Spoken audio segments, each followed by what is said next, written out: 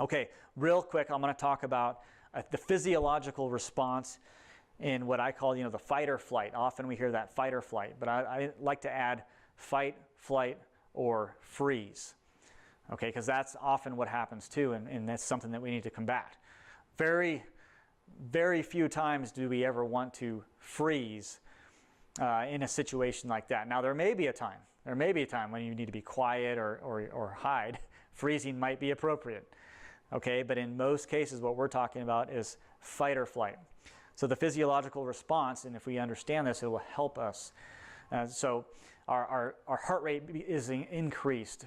Our breathing, it becomes more rapid because we're trying to get more oxygen to without even really understanding what's happening. This is what's occurring. Our blood vessels are dilating. Our pupils are dilating. We have secretions of insulin and adrenaline that are occurring that help us to be able to react to situations.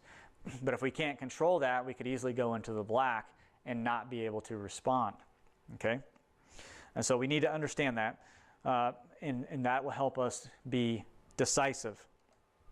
Let's talk about aggressiveness. Aggressiveness is the next principle, and it's tied closely to decisiveness. Of course, all these are tied together.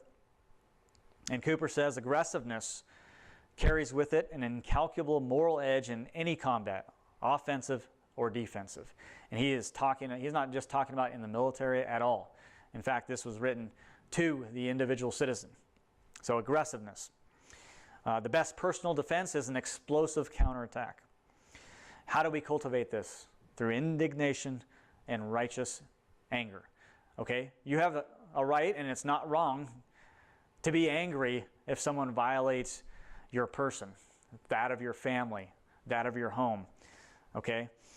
We want to watch videos. We want to study cases of this occurring.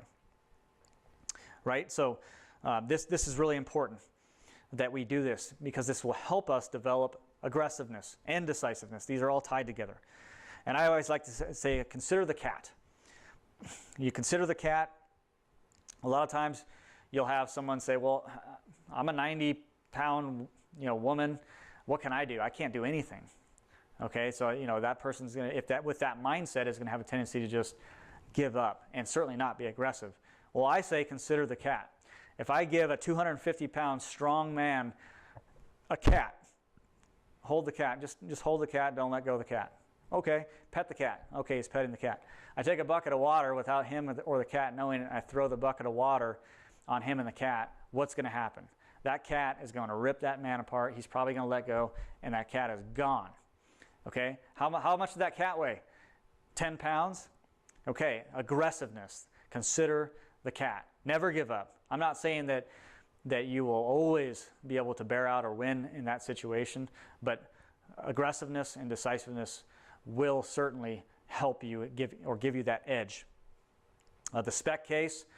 This was a case in the 1970s. There was a man, Speck was his name, and he was convicted of rape and murder in this case.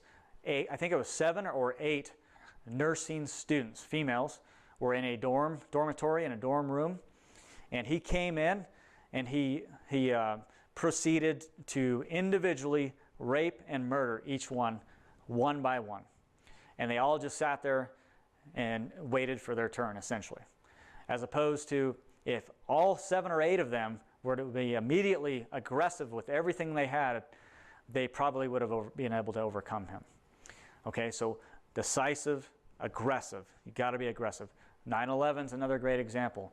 The United flight over Pennsylvania, they decided that, I understand that they had information to let them know, like, hey, this is going to end badly. We might as well, go for it.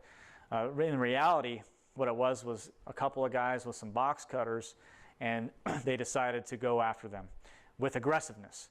The other flights didn't. They just said, okay, if we just cooperate, everything's going to be okay.